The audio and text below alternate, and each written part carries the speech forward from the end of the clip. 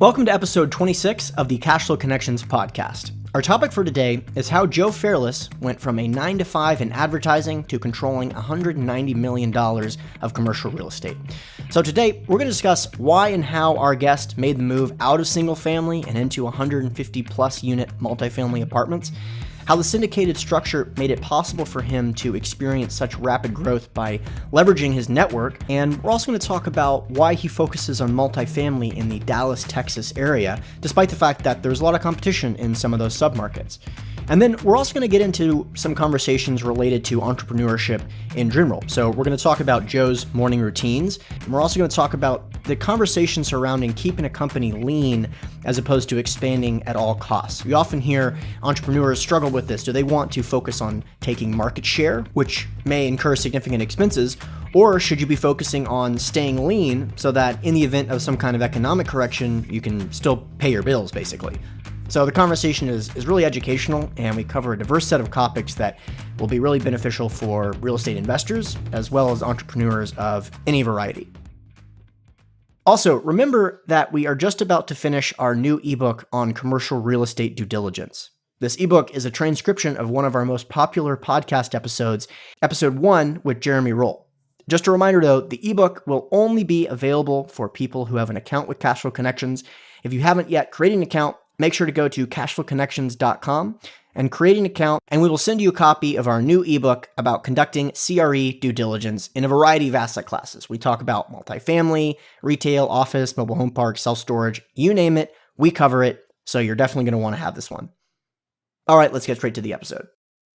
How's it going, everyone? Our guest for today is Joe Fairless, who is a full-time real estate investor who controls over $191 million of real estate in Houston and Dallas-Fort Worth.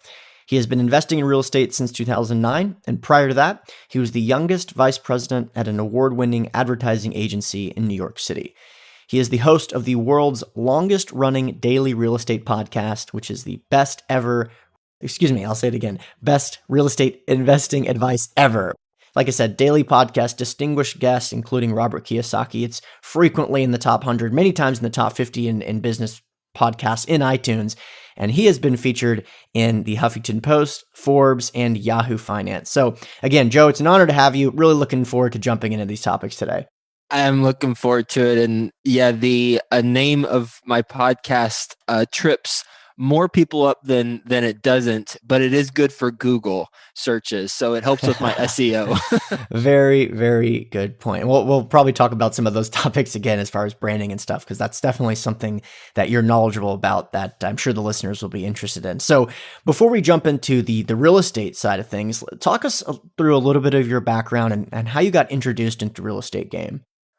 Well, I was in New York City, so I'm from Texas originally and went to school at Texas Tech. My major was advertising. My minor was English, so nothing real estate related, on the surface at least, nothing real estate related. And I moved straight from Lubbock, Texas to New York City after I graduated college in 2005. I was working on Madison Avenue in New York City at an advertising agency, making less than minimum wage when you factor in the hours that I was working. My salary was $30,000, and my paycheck every 2 weeks was about $775. My rent was $775-ish. So I was basically, just scraping by, had some student loans. But what I did is I climbed the corporate ladder relatively quickly, and I moved out of one apartment in Brooklyn. It was East Flatbush, which at the time statistically was the busiest police precinct in all the 5 boroughs.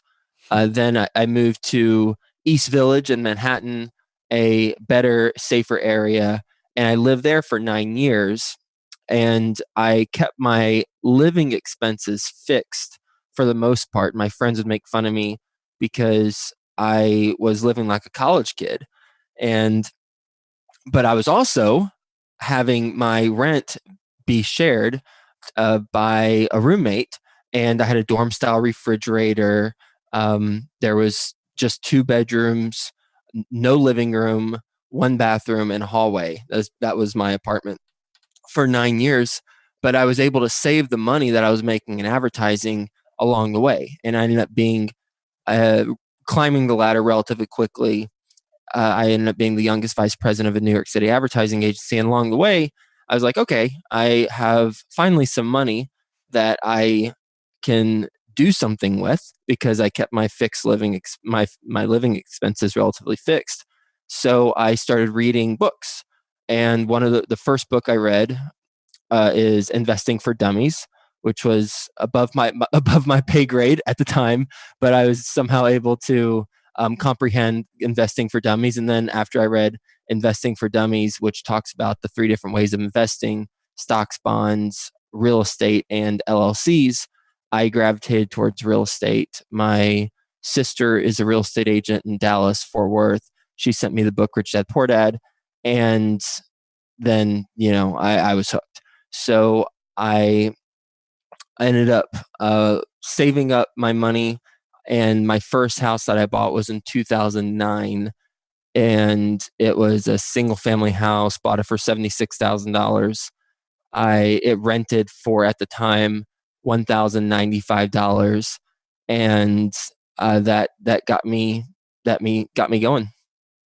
Awesome. And so how long were you pursuing the single family side of things before you transitioned into multifamily?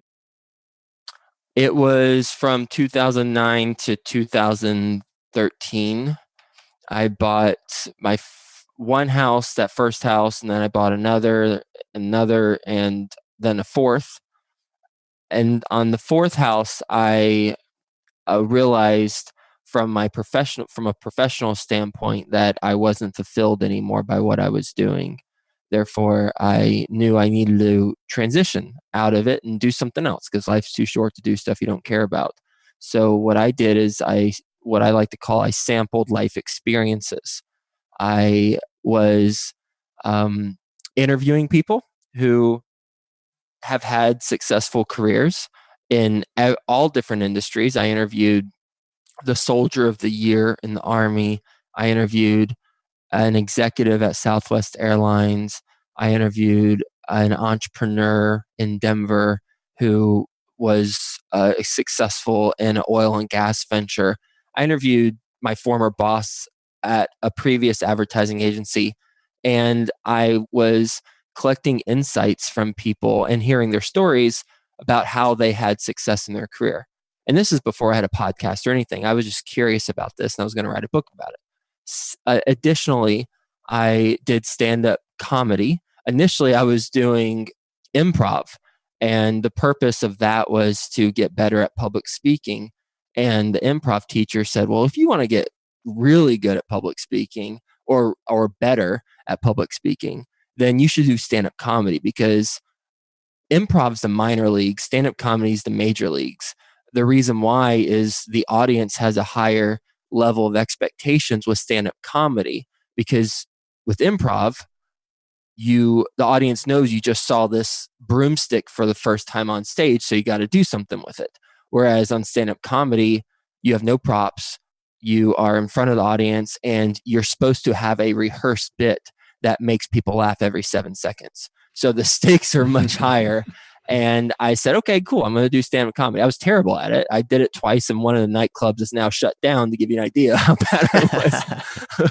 But I did it. I did it at Gotham Comedy Club in New York City, and I forget the one that shut down. So I did that.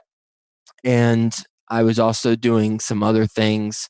I was teaching a class on how to buy houses in Texas or in cash flowing markets while living in New York City, because my friends were asking me all the time, hey, how are you able to buy these homes? You have this job like us. How are you able to do this? They didn't understand. And I got that question up. So I started teaching a class on it. So I was doing all these things. I was also babysitting, or I like to call mannying, for some families in New York City on the side. I would do that on the weekends to make extra money. And from in those at the end of the fourth house, or after I bought my fourth house, after all those different experiences, I realized, okay, what I want to do now is I want to leave my advertising job, and I want to pursue a couple things. One, I was going to pursue career consulting, to help others in the marketing, PR, and advertising industries achieve a success relatively quicker than others, like I had. And then the second thing is I was going to invest in apartment communities. Well, the challenge that I had with the whole investing in apartment communities is I no longer had a W-2 income when I left. And so fortunately, when I was teaching that class, one of my oldest brother's friends, he heard that I was teaching the class in New York City, and he's like, "Hey, can I get a copy of that presentation?" And I said, "Yeah, sure." He lived in Dallas, so I wasn't able to present to him in person or even talk to him about it in person. I just sent him the PDF of what I present in the class. And he said, "You know what?" And he owns some high skilled gyms in Dallas, Texas. He said, "If I like the real estate thing, I'm looking to diversify, but I just want to do something larger. So if you ever do something larger, let me know." And I said, "Wait a second. Okay, that's interesting. So maybe I partner with people to then buy these deals." Well, I heard that from a couple people who took the class. Another person was one of my really good friends, and I realized something, that I actually had customers before I had a product. And when you have customers before you have a product, you are set up for success. Conversely, my career consulting venture that I was pursuing, I spent $3,000 on a fancy website. I launched it and it was crickets, nothing. Mm-hmm. And I realized that I had a product before I had customers. So I quickly pivoted and I put all my effort towards the apartment investing. And that's how I was able to transition. Yeah, well, I really appreciate you sharing that story there. It's pretty interesting, and also just coming from the background of trying to identify supply demand disequilibriums and take advantage of them by satisfying customers. I completely relate to that. Where you're like, I've got this great idea, and you launch a site or you launch a program, and it's just nothing. You're like, no, I'm pretty sure this is what you guys want, and then there's just no one there to take your product. So, but then you just got to amend your strategy and find what really works. So you mentioned basically the scalability was really a function of why you moved from single family to multifamily, in the sense of, if you're into something bigger, do that. What other reasons were you transferring out of single family into multifamily in the first place? Well, as a W-2 employee who's transitioning out of a W-2 job, I could no longer get approved for mortgages on my single family homes that I was buying. And I had to figure out a different way to grow as a real estate investor without having a W-2 job. And the way to do that, or one solution, there are many, one solution that I identified was to partner with investors, and I'm able to get approved. My group is able to get approved for a loan, and it's not dependent on me primarily. It's dependent on the property and then also the balance sheet of other people. So that allowed me to see the light at end of to see the light at the end of the tunnel. And it's certainly ironic that it's it's that I couldn't buy a $40,000 single family house, but I was able to buy a multi-million-dollar apartment community based on my lack of a W-2 job. Right. What strategies are you currently seeing in terms of the opportunities in multifamily? Is it core plus, value add? Where are you seeing the opportunity there? We only buy stabilized properties that have value add components to them. I mean, I'm sure, I mean, in my opinion, there's opportunity in every market in multiple different strategies, because I've interviewed over 1,300 people, I think, and um, people make money in all sorts of different ways in all sorts of different markets. So I think the key is, are you how are you going to set up your team for success the best based on your unique skill sets? And our approach is stabilized cash flowing properties from day one that have components to them where we can add value. And primarily, we add value through interior renovations and increasing the rents. But we do other things, other miscellaneous things as well. So we're buying properties built 1980 to 2000 ish that are 150 plus units in Dallas Fort Worth right now, in Dallas Fort Worth, and have value add components. Got it. What about those markets, the Dallas Fort Worth market in particular, is really giving that green signal? Primarily job diversity and population growth, and then a healthy balance of supply and demand. I mean, those are the three things that I look for from a initial sniff test. And then after I look at those three, and let me be more specific with supply and with job diversity, no one employer makes up more than 14%. No one industry makes up more than 14% in Dallas Fort Worth. You look at Las Vegas and you got the flip side of that. Hospitality's 29% of the jobs in Vegas. Orlando tends to skew. I haven't looked at the stats, but I imagine Orlando would skew towards the Vegas job, the lack of diversity in types of jobs. So I like a market that has incredibly diverse industries. And the reason why is because if one industry goes down, then others can pick up the slack in theory. And it diversifies risk. I also like that I am from Fort Worth, Texas. I went to high school, went to middle school, grade school in Fort Worth. And I went to school at Texas Tech, which is 4 hours from Fort Worth in Lubbock, Texas. But still, it's in Texas. And a lot of my friends are in the DFW area. My family's in DFW with the exception of one of my brothers who's in South Korea because he's in the Army. So I know the area incredibly well, and that allows me to look at a property and immediately qualify or disqualify it based on the area. I know the school districts. I know most of the mascots of the high school. You told me the high school. I know most of the mascots for the high schools.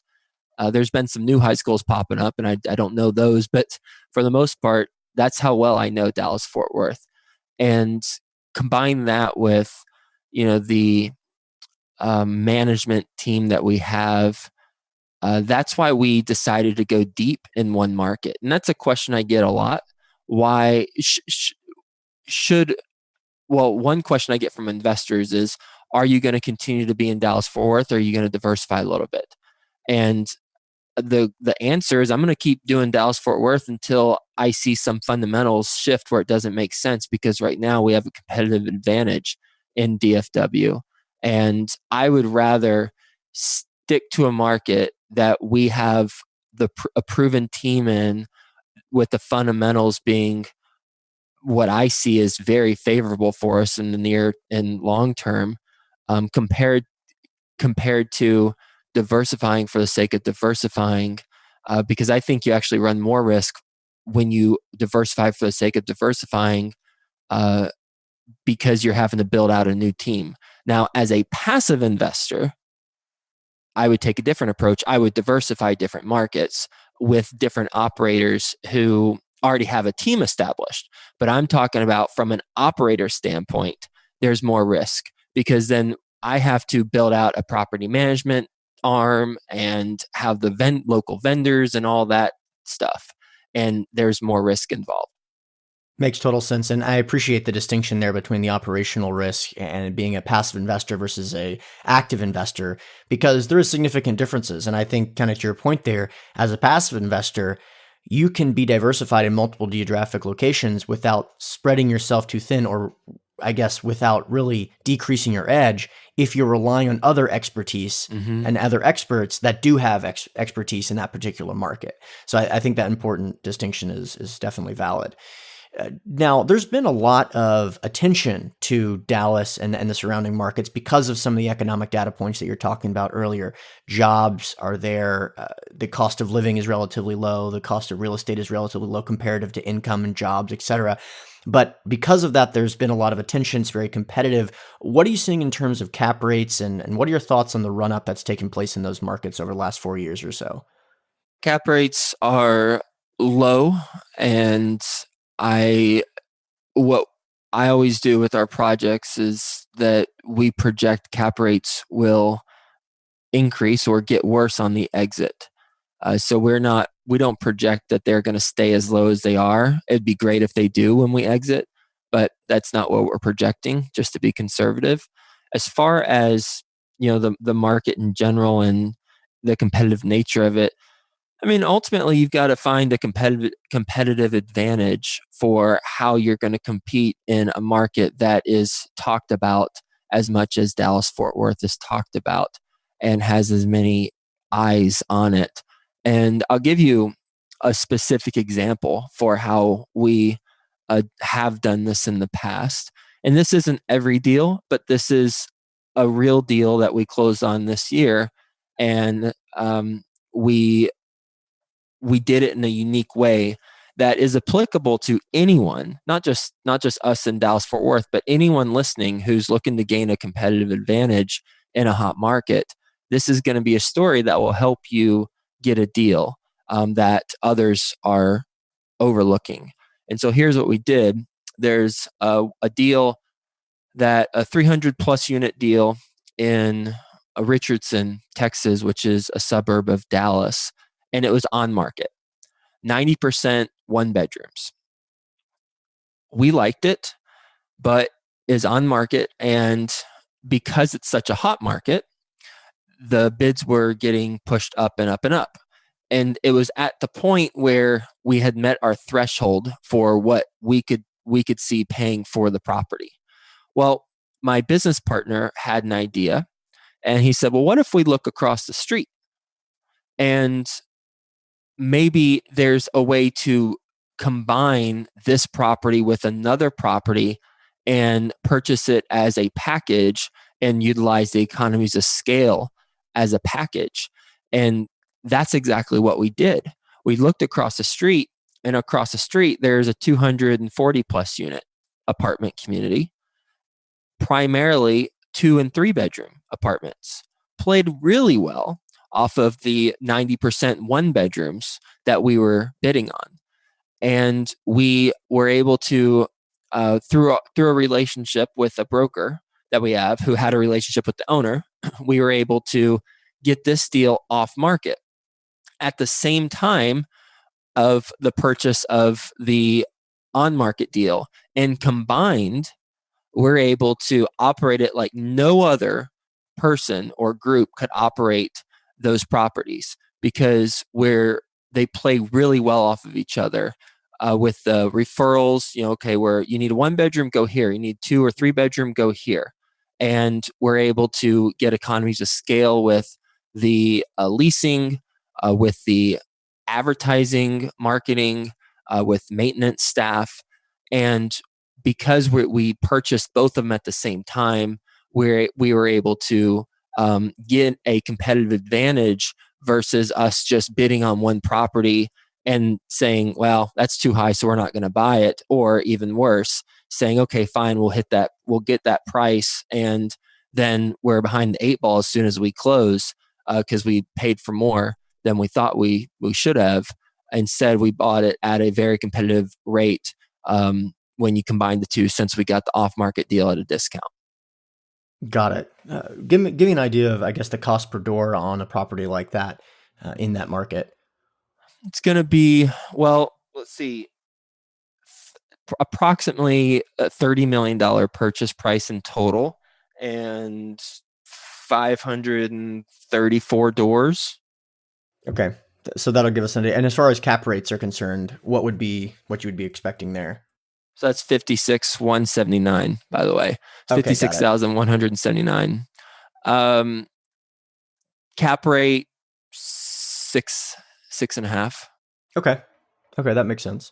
And that's actually a little bit higher than I was anticipating, just because of what I've seen in that market recently. I know that there are deals going for certainly sub 6, and I would be surprised if there weren't some going for sub 5. just because of the attention in the space. Is that on, by the way? Is that realistic? Have you seen deals going sub 5 in that market? Well, if you're referring to in that market as Dallas Fort Worth, yes. If you're referring to in that market as Richardson, no. Right. Okay. That makes sense. When you purchase a property, are you rebranding those properties? So, for example, those two that you purchased, are you rebranding them both concurrently with each other, or are you keeping them as is, or what's your strategy typically there? We typically rebrand. We haven't in a handful of situations. We have 11 apartment communities, and we've rebranded 7 of them. And what we look for from if so it's the exception that we don't rebrand. So let me just quickly address if why we wouldn't rebrand, and then we'll talk about the rebranding. Why we wouldn't rebrand is if the property has a really good reputation in the market already. You go online, you see some 5-star Google reviews or apartment ratings reviews, and there's it doesn't need a refresh from a culture standpoint, then we would look at keeping it. But more often than not, we're going to rebrand, and we'll rebrand to cater to our target demographic. Um, Obviously, we went to everyone who is qualified from a fair housing standpoint. Um, but we'll put a new monument sign out there. We will do the from the day one. We'll do the interior renovations of any vacant units. So our management company it's a third party management company. They will be outside of the gate before we close, and as soon as we give them the green light that we signed on that line and it closed, and funds are received, then they'll come in and they'll start renovating the vacant units immediately, and then we'll have the leasing office that will be the good first impression, be a major area of emphasis, and then we'll continue to to do whatever capex projects that we have planned for. Got it. What sort of line items do you find that can make a huge difference on the NOI? So when you're looking at a property and trying to identify the value add strategy, what are some of the line items you look at that are being mismanaged or underutilized? Well, I mean, the big splash is the interior renovations. You rent the unit or renovate the units, increase rents, and then get get that jump in the rents. We do it on a natural turnover for the leases. So we project 18 to 24 months to complete the renovation of the interiors, because for the most part, everyone's on a 12-month lease, at most a 12-month lease.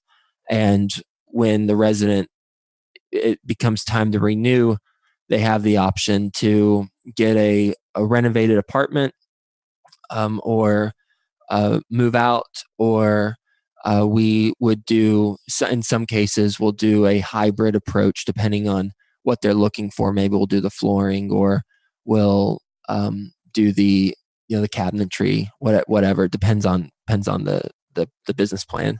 As far as from a operations standpoint, I'd say the staffing tends to be a line item that we look at.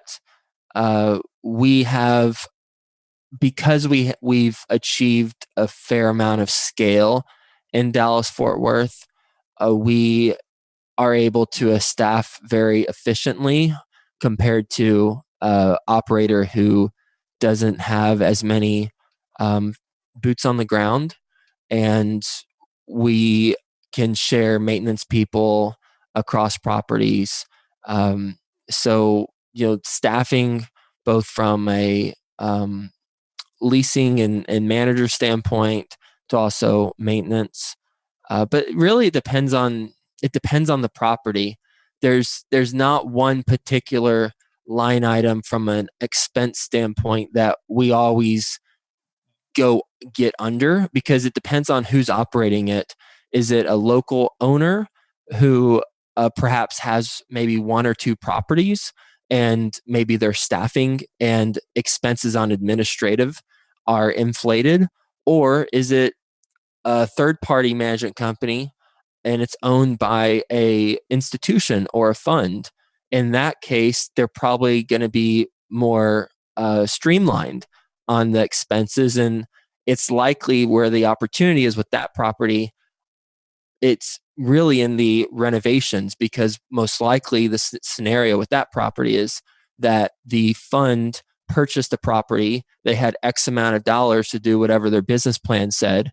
They've done that. They don't have more money because it was investor money to begin with. Right. And they're just exiting out of it, and there's still meat on the bone, but they've been operating it as similarly to how we would. So it just depends. Okay, got it. And are you seeing your deal flow coming? You mentioned one on-market deal. Are you seeing a lot of off-market deals? Where's that typically coming from? All I will. The short answer is broker relationships. The longer answer is that we get on and off. Well, everyone gets on market deals, obviously, but we get off market deals through broker relationships. And I'd say we've closed on, close to 50% of our deals through off market broker relationships. And the incentive for a broker to show us a deal, and by the way, they probably show a couple other groups too. It's not like they're exclusively showing us, but that's what they say. Right. They show us a deal and not that many other. The point is they're not blasting it out to everyone. Right. They're showing it to just a handful of people, or maybe it's just us, who knows. And the incentive they have is they do less work for approximately the same pay.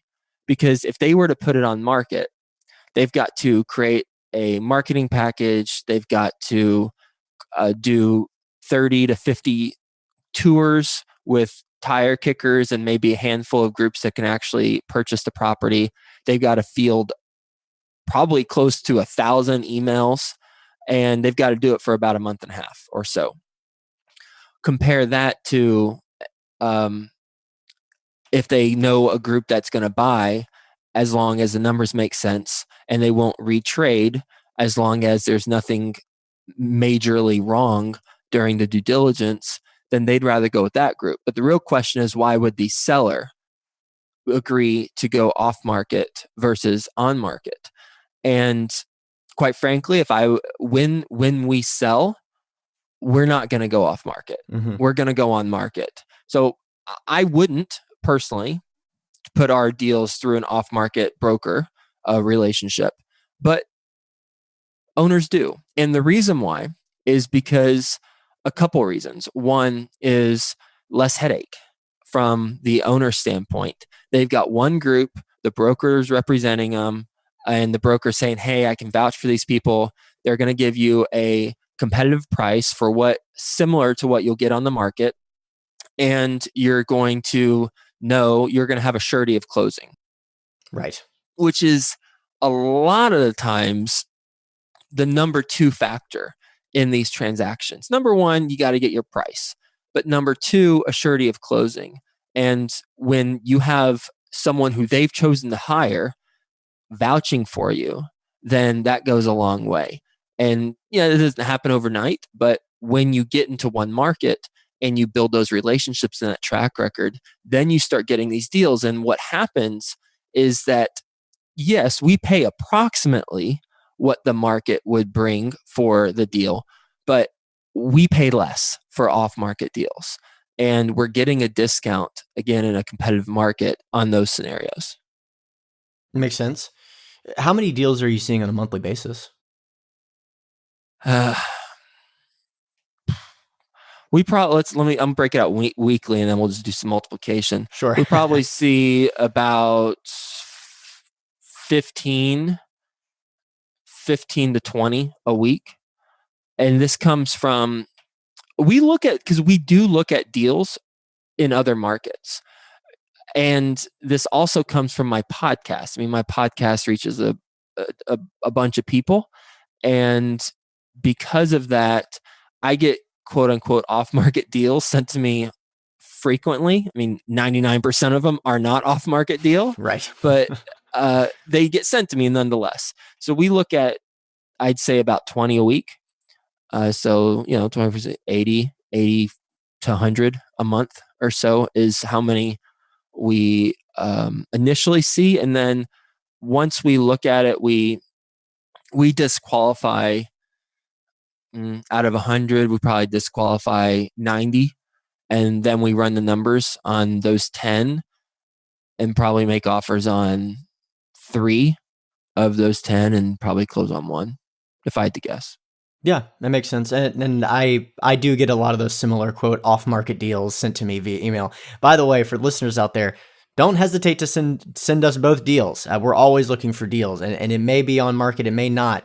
But for referrals that resulted in deal closings, I mean that's major benefit to our businesses. So don't hesitate to reach out, obviously, to either one of us. I want to talk to you briefly about some of your perspective on some entrepreneur stuff, because obviously you've had success with the podcast and other areas. And there's a couple questions that I just had that came to mind during the conversation. You mentioned that you took on a business partner at one point, and you still do have a business partner. What role did you see him fulfilling in the business, and how did you make that choice for him, and as well as to take a business partner on in general? Well, it was pretty obvious that I have certain skill sets and I don't have certain skill sets. And in order for me to grow as a apartment investor, I needed to partner with someone who had skill sets that were required to have success in the business that I didn't have honed to the level that I needed to in order to play at the highest level. And so let me take a step back and say, this is applicable to anyone who's looking to get into any type of business. And that is, it's a 3-step process. First, you got to know what you're good at. Second, you got to know what the best of the best in your industry are doing and what skill sets they have in order that got them there. And then third, you got to find team members or vendors who can use those skill sets that you don't have but are required for success in your industry. So those are the 3 steps. It's really simple. And I know based on my skill sets, I'm good at the business plan, seeing looking at an opportunity and seeing if it's an opportunity, as well as making sure we have the money that we need to close the deals. Primarily, I'm grossly simplifying, but that's basically it. And my business partner is incredibly good at underwriting, asset management, and debt financing. He did that for 8 or so years at a company that does what we do, but he was a W-2 employee. And we partnered up, and he's able to primarily focus on those things I just mentioned. I primarily focus on the things I mentioned. And there is overlap, but those are the major skill sets that are required to play at an incredibly high level in our industry. And I knew I didn't have mine honed to the degree that I needed to in order to compete with the best of the best. So I brought on a partner who has those skills. Got it. And I obviously one of the reasons that both of us are so drawn to real estate is that you're able to build a business that can be quite lean. It doesn't require a huge team to build a very successful real estate business. I know several businesses out there with $1 billion under management, with $500 million under management, with 15 or maybe 20 people. So it's incredibly possible. But there's also something to be said about building a team, building a culture. What are some of your thoughts on scaling quickly versus staying as lean as possible and kind of like basically focusing on top line versus focusing on bottom line? I don't want a big business. I mean, it might seem counterintuitive because my goal is to control $1 billion by my 40th birthday, and I'm 35 years old, and we have about 200 million now. But I don't want a large team. I don't want a big office. I want to continue to have lunch with my wife during the week and at home in my home office. And I want to continue to have a streamlined group, because I believe when you get too large, you've got the infrastructure that you have to pay for and maintain, and that ultimately is paid by the projects that you do. I mean, that's where the money comes from, is the projects, your Exactly. fees. So you're ultimately going to have to increase the fees in order to pay for this monster of a company, when you don't, in my opinion, you don't need to. And there's a book that I bought, but I have not started reading. And I'm very much looking forward to it, because they talk about how these phenomenal companies have remained small, but they've accomplished big things. And that's my vision for our company. I mean, we've got $200 million worth of real estate, and it's Frank, my business partner, and we each have a administrative assistant, and we have an underwriting team that are locked in a basement somewhere in New York City right now with no windows. Right. And we're hiring for an on the ground asset manager in Dallas right now. That's going to be our next hire. But we're going to remain streamlined, and we're going to be heavily involved in the business for the foreseeable future, because I just don't want a large corporation. I want to keep the individual projects incredibly profitable for everyone involved, and not grow for the sake of ego and growing, but grow intelligently, but in a streamlined manner. And that's what something I didn't mention, but whenever I was in advertising, I was a seventh employee at an advertising firm in New York City, and it grew to over 150 people. And now it's about 400 or 500 people. So I've been a part of a company that has been teeny tiny and has grown. And I've seen the growing pains. I've seen some good things and some bad things. And some of those lessons that I learned along the way, experiencing that firsthand, I'm also applying to our business. Awesome. Yeah, I completely agree with that perspective, especially in the real estate game. It's just there's so many ways to really leverage, other people's time, energy, and expertise, and outsource. Companies like Odesk allow you to really scale. Just to kind of speak to that point, and I'm not going to mention any names because I haven't gotten their okay on that, but I was in a car recently doing due diligence in a property in Denver, and within the car were about four people, myself included, who cumulatively had raised an amount of capital that very, very large company could have raised. It's just so scalable, and you don't really need a massive organization to accomplish some major high flying numbers in real estate, because of the way to leverage other people's time, energy, and expertise, and partner with experts, basically. So I actually recently read a book called Miracle Mornings. I don't know if you've heard of this book, but it's Yeah, a 100. I've talked to Hal.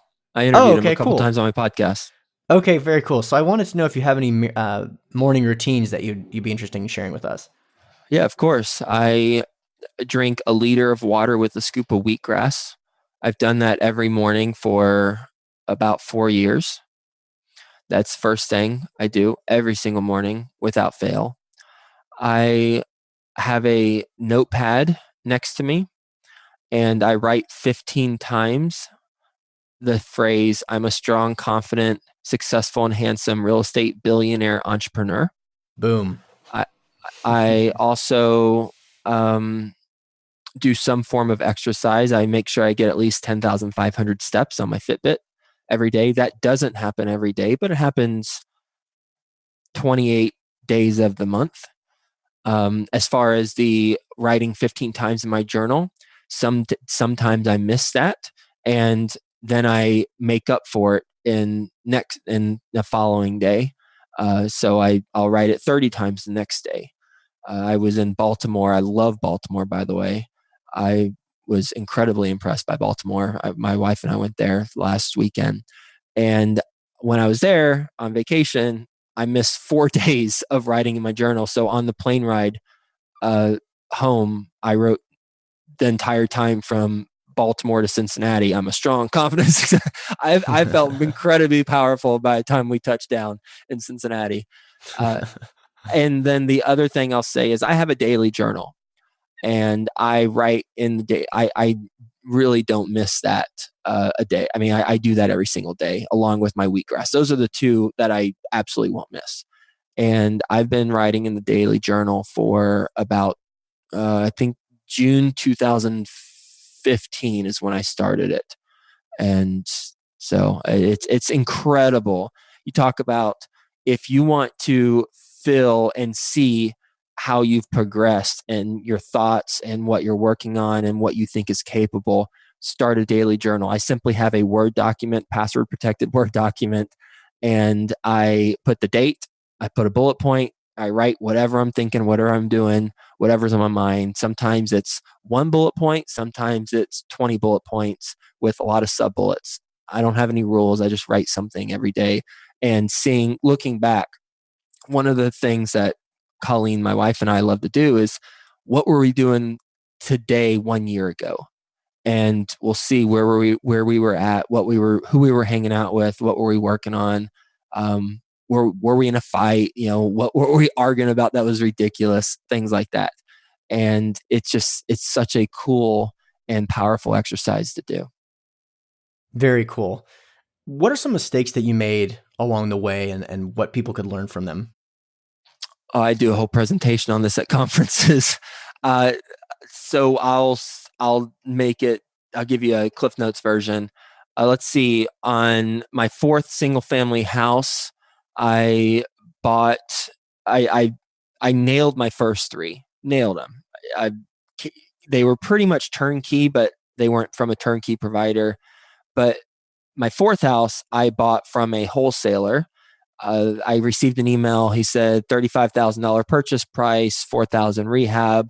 You're into it, all in $40,000, and it rents for $700. You can probably even increase the rent if you do that $5,000 worth of work. I said, great. I knew the area. It wasn't the best, wasn't the worst. It was fine. So I bought the house, and I bought it with a line of credit from American Airlines Credit Union at 7%. So I basically had a loan on it. I actually coincidentally, I had a $40,000 line of credit. So I bought it for 35, and I was like, I'll just use the other 5 for the renovations. Well, I was living in New York City, the property's in Texas, and I hired my friend's dad and his crew to do the work. Well, not related to this, but this gives you a sense of kind of that his dad's mindset at the time. My friend does not talk to his dad anymore. And one of the reasons why is because his dad was stealing from his mom, and his parents got a divorce, and it was just a mess.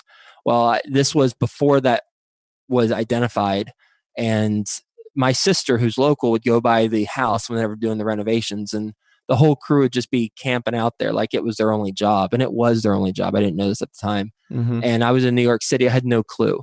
And the renovation costs went from $5,000 to $15,000. And, now it's always going to be a lot of money, but now relatively to what I bring in, it's not a game changer, but for that time, it was a game changer for me. And that's huge because, I've got a W-2 job, and I'm trying to scrape by and get this property profitable.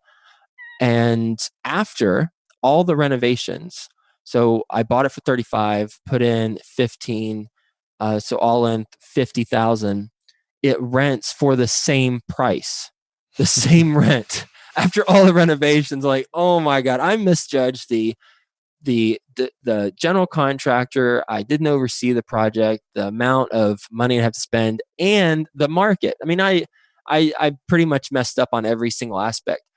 I sold that house, and fortunately, I think I sold it for, I blocked it out actually, like 45,000 maybe. I lost some money on it, mm-hmm. And more importantly, I learned some life lessons that I apply towards my investing. And that is, you got to be really familiar with the market, obviously. And you also if you're doing renovations of any kind, you've got to have an on the ground presence that you trust and that has a track record with accountability and alignment of interests. So I ended up selling that one. I still have my first three, and those are going really well. I mean, their rents have gone up $200-300, but that fourth house was a cautionary tale for me, and it really made me go in with eyes wide open. And before I got into the larger stuff.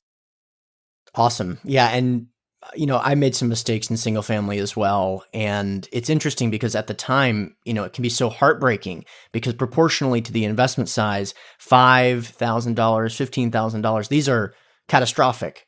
But, once you start playing, and it's good to learn on those smaller gross dollars amount, because once you get into the syndication space, proportionally speaking, you simply cannot make mistakes like that, or you're going to be in financial trouble for the rest of your life, basically. Agreed.